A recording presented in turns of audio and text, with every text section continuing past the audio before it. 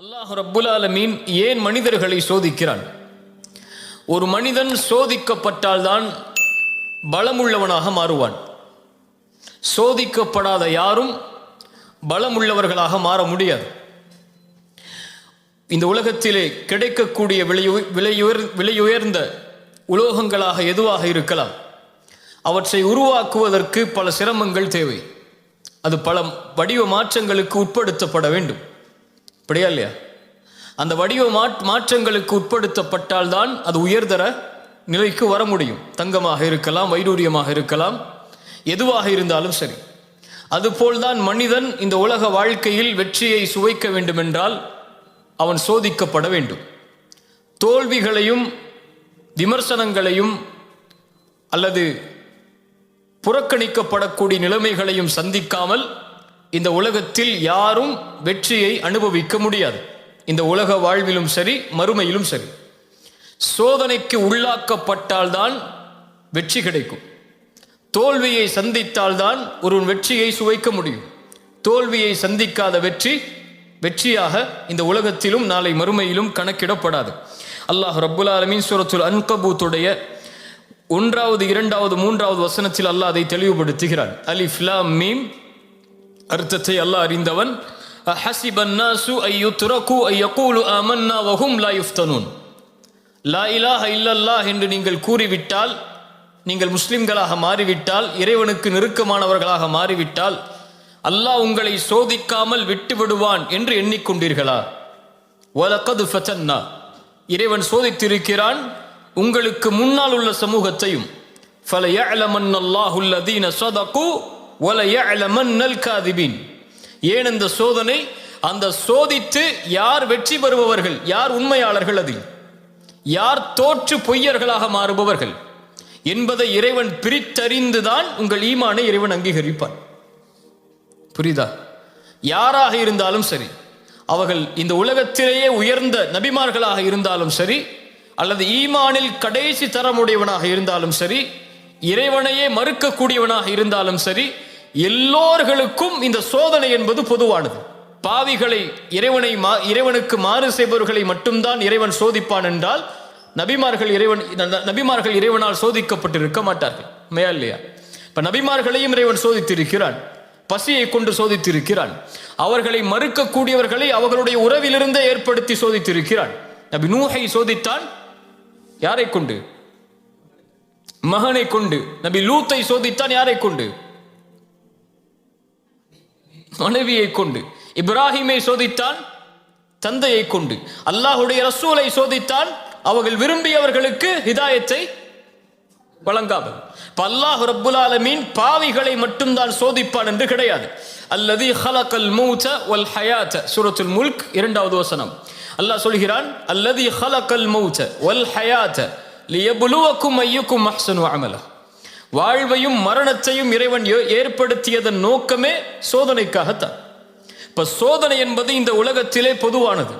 ஆனால் மனிதர்களை பொறுத்தவரை இழப்புகளை மட்டும்தான் சோதனையாக மனிதர்கள் கருதுவார்களே தவிர பெறுவதை சோதனையாக கருத மாட்டார்கள்.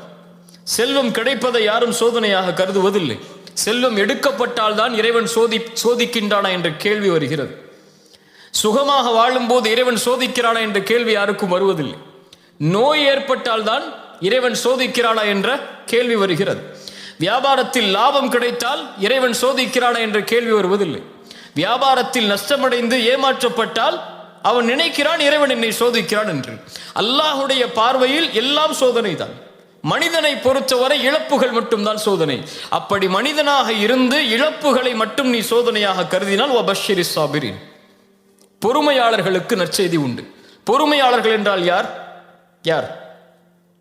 சோதனை வந்துருச்சுன்னு கதவை போட்டுக்கிட்டு வீட்டில் உட்கார்றவங்க பொறுமையாளர்களா? அல்லாஹ் கொடுத்ததில் பொறுமையை கடைபிடிப்பவர்கள், அல்லாஹ் சோதித்ததில் பொறுமையோடு முயற்சி செய்பவர்கள், அல்லாஹ் சோதித்ததில் அந்த சோதனையிலிருந்து வெளியேறுவதற்கு அல்லாஹ் கொடுக்கக்கூடியவற்றை சகித்து கொண்டு முன்னேறுபவர்கள், இவர்களால் தான் வெற்றியை சுவைக்க முடியும் என்று இந்த குர்ஆனுடைய வசனம் சொல்லுகிறது. இந்த உலகத்திலே மனிதன் துவளக்கூடிய முக்கியமான சூழல் செல்வம் எடுக்கப்படும் போது, செல்வம் அவனிடமிருந்து குறைக்கப்படும் போதோ அல்லது முழுவதுமாக எடுக்கப்படும் போது. அல்லது உறவுகள் அவனை விட்டு பிரியும் நேரத்தில், அல்லது அவன் நினைத்த உறவு அவனுக்கு அமையாத நேரத்தில். அவன் நினைத்த உறவு என்றால் அவன் திருமணம் செய்ய நினைத்த உறவு அவனுக்கு அமையாத நேரத்தில். இந்த உலகத்துடைய சோதனை, உலகத்துடைய கவலை என்று பார்த்தால், ஒன்று செல்வமில்லாத கவலை, இன்னொன்று அவன் நினைத்த வாழ்வு அமையாத கவலை. இப்படி இந்த உலகத்திலே கவலைக்குரிய காரணங்கள் என்று ஏராளமாக எடுத்துக்கொண்டே போகலாம். அல்லாஹுடைய மார்க்கம் இதில் நமக்கு தரக்கூடிய விளக்கு என்ன? ரசூலுல்லாஹி ஸல்லல்லாஹு அலைஹி வஸல்லம் சொன்னார்கள், ஃபைன் அஸாபக ஷைஉன், உனக்கு ஏதாவது ஒரு சோதனை ஏற்பட்டால், ஃபலா தகுல் லவ் அன்னி ஃபஅல்து கதா வ கதா, நான் அப்படி செய்திருந்தால் நடந்திருக்காது, நான் இப்படி செய்திருந்தால் நடந்திருக்காது என்று சொல்லாது. வலாக்கின் குல், சொல், கத்தரல்லாஹு வமா ஷாஅ ஃபஅல், அல்லாஹ் நாடியதுதான் என் வாழ்வில் நடந்தது என்று சொல். இப்போ ஒரு முஸ்லிமை பொறுத்தவரை, ஒரு முஹ்சினை பொறுத்தவரை, இந்த உலக வாழ்க்கை என்பது அவன் விரும்பியது போல் நடக்காது. அல்லாஹ் விதித்ததின்படிதான் அவனுடைய வாழ்வு இருக்கும். திரும்ப சொல்றேன், ஒரு முஸ்லிமை பொறுத்தவரை அவன் விரும்பியது நடக்காது. அல்லாஹ் எதை விதித்தானோ, அவனுக்கென்று எது முடிவு செய்யப்பட்டிருக்கிறதோ அதுதான் வாழ்வில் நடக்கும்.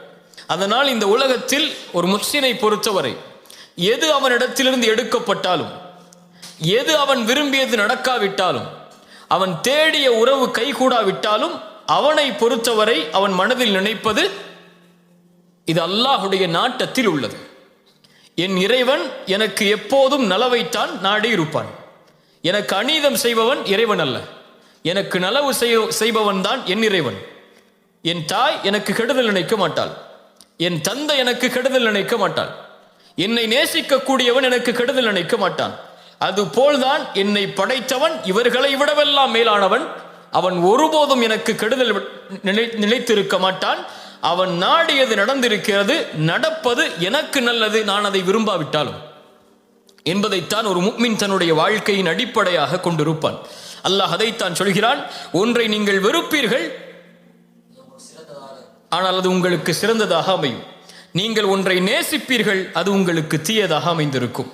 வல்லாஹு யஅலம் வ அன்தும் லா தஅலமூன், அல்லாஹ் தான் அறிந்தவன், நீங்கள் அறியாதவர்கள். உங்களை படைத்த இறைவன் தான் உங்களுக்கு எது நலவு என்று தெரிந்தவன். இந்த நேரத்தில் இந்த செல்வம் குறைக்கப்படுவதால் என்ன நலவு இருக்கிறது என்பதை இறைவன் அறிந்தவன். வபஷ்ஷிரி ஸாபிரின், நீ பொறுமையோடு இருந்து உன் பாதையில் செல், நீ அறிந்து கொள்வாய் அது என்ன நலவு என்று. உனக்கு ஒரு உறவு கைகூடாவிட்டால், நீ விரும்பிய வாழ்வு உனக்கு அமையாவிட்டால், விரும்பாத வாழ்வு அமைந்து விட்டால் ஏற்றுக்கொள், இறைவன் அதைத்தான் உனக்கு விதித்திருக்கிறான். ஏன் அல்லாஹ் விதித்திருக்கிறான் என்ற கேள்விக்கு பதிலை தேட வேண்டும் என்றால் பொறுமையோடு இரு. பொறுமையோடு இருந்தால் ஏன் இது நடக்கிறது என்பதை நீ அறிந்து கொள்வாய். அல்லாஹுடைய தூதர் ஸல்லல்லாஹு அலைஹி வஸல்லம் அவர்கள் உம்மு சலமா ரலியல்லாஹு அன்ஹா அவர்களுடைய கணவன் அபூ சலமா மரணித்ததற்கு பிறகு ஒரு செய்தியை சொல்லி அனுப்புகிறார்கள். உம்மு சலமாவிற்கு சொல்லுங்கள் ரலியல்லாஹு அன்ஹா, ஒரு முஸ்லிம் சோதிக்கப்பட்டால் அவன் சொல்லட்டும், அல்லாஹ் ரப்புல் ஆலமீன் நாடியதுதான் நடந்திருக்கிறது. இன்னா லில்லாஹி வ இன்னா இலைஹி ராஜிஊன், யா அல்லாஹ் இந்த முசீபத்தை என்னிடத்திலிருந்து நீக்கி இதற்கு பதிலான நலவை என்னுடைய வாழ்வில் ஏற்படுத்து என்று சொல்லட்டும் என்று உம்மு சலமாவிற்கு ரசூலுல்லாஹி ஸல்லல்லாஹு அலைஹி வஸல்லம் செய்தி அனுப்புகிறார்கள். அவருடைய கணவனுடைய மரணத்திற்காக ஒரு உறவை பிரிகிறார்கள். என்ன சொல்லுகிறார்கள்? யா அல்லாஹ் எனக்கு சிறந்ததை கொடு என்று கேட்க சொல்லுகிறார்கள். உம்மு சலமா அறிவாளி, உடனே சொன்னார்கள், அபூ சலமாவை விட சிறந்த கணவரை அல்லாஹ் எனக்கு கொடுப்பாடா என்று. என்ன கேட்டார்கள்? அபூ சலமாவை விட சிறந்த கணவரை இறைவனுக்கு கொடுக்க முடியுமா என்று. அல்லாஹ் ரப்புல் ஆலமீன் அந்த கேள்விக்கு பதிலாக அல்லாஹுடைய ரசூலை கொடுத்தார். ரசூலை விட அபூ சலமா பெரியவர் அல்ல, சிறந்தவராக இருக்கவும் முடியாது.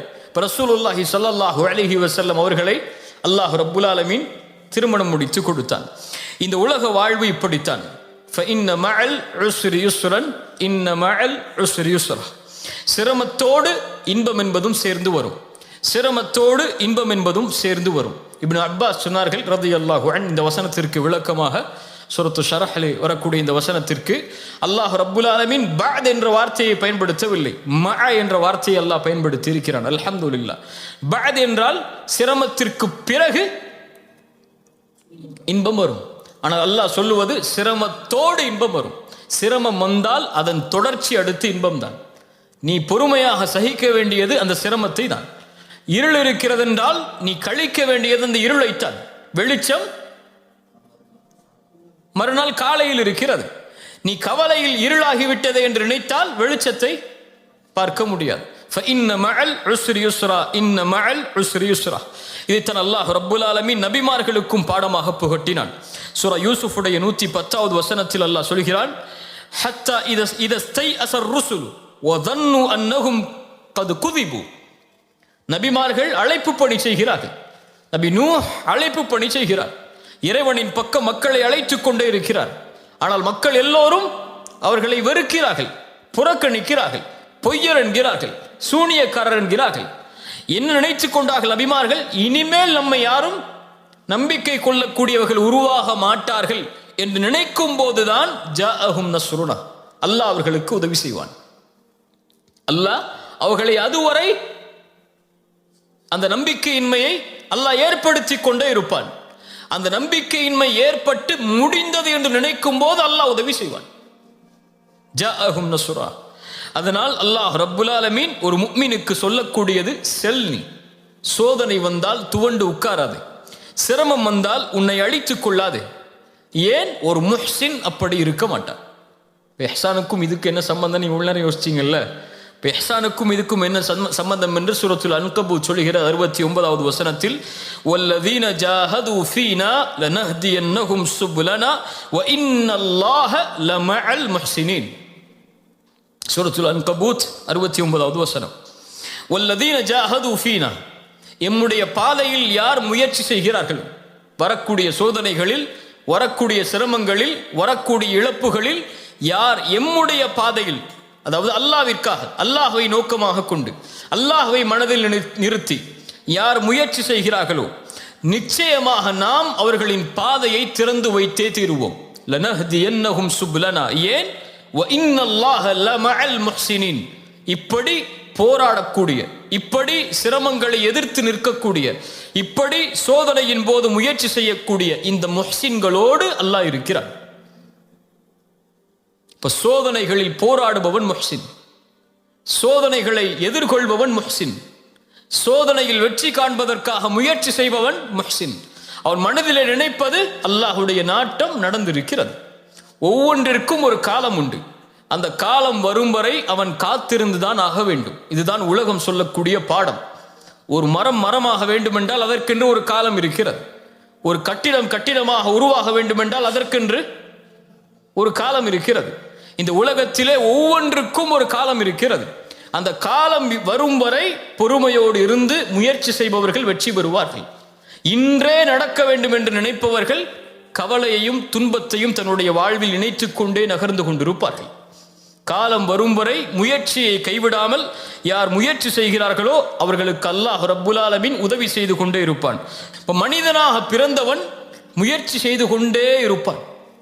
துவண்டு உட்காருவது மனிதனுடைய குணம் அல்ல. அவனுக்கு முடியும் வரை அவன் போராடி கொண்டே இருப்பான். அவனுடைய காலம் வரும் வரை அவன் காத்து கொண்டே இருப்பான். சிலருக்கு 25 வயசுல அவங்களுடைய வாழ்க்கை அமைஞ்சிருக்கும். சிலருக்கு 30 வயசுல தான் அமையும்னா 30 வயசு வரை அவன் காத்திருந்தது ஆகணும். 40 வயசுல தான் அமையும்னா 40 வயசு வரைக்கும் காத்திருந்தது ஆகணும். இப்ப காத்திருக்கக்கூடிய நேரத்தில் யார் அவசரப்பட்டு இன்று ஏன் எனக்கு அவனை போன்ற வாழ்க்கை இல்லை, இன்று ஏன் எனக்கு அவருடைய வாழ்வை போன்ற வாழ்க்கை இல்லை என்று நினைத்தால் அவன் என்ன ஆவான்? முயற்சி செய்ய மாட்டான், துவண்டு உட்கார்ந்து விடுவான். ரசூலுல்லாஹி ஸல்லல்லாஹு அலைஹி வஸல்லம் மக்காவுடைய வெற்றிக்கு செல்கிறார்கள். மக்காவுடைய வெற்றிக்கு ரசூலுல்லாஹி ஸல்லல்லாஹு அலைஹி வஸல்லம் செல்லுவதற்கு எத்தனை ஆண்டுகளாய் ஆனது? ரசூலுல்லாஹி ஸல்லல்லாஹு அலைஹி வஸல்லமுடைய 11 வருஷ மக்காவுடைய வாழ்க்கை, அதன் பிறகு நடந்த மதீனாவுடைய வாழ்க்கை, அத்துணை ஆண்டுகள் தேவைப்பட்டது மக்காவுடைய வெற்றிக்கு. ஒரு நபிக்கு அல்லாஹ் மக்காவிலேயே வெற்றியை கொடுத்திருக்கலாம், மதீனாவிற்கு அழைத்து செல்லாமல். ஏன் மதீனாவிற்கு அழைத்து செல்ல வேண்டும்? ஏன் அத்துணை போர்க்களங்களை சந்திக்க வேண்டும்? ஏன் அத்துணை இழப்புகளை அல்லாஹ்வுடைய தூதர் சந்திக்க வேண்டும்? இப்போ ஒரு வெற்றி என்பது இழப்புகளுக்கும் சோதனைகளுக்கும் பிரச்சனைகளுக்கும் விமர்சனங்களுக்கும் புறக்கணிக்கப்படுவதற்கு பிறகுதான் நடக்கும் என்பதை நபிக்கு அல்லாஹ் உணர்த்தும் போது நாம் யார்?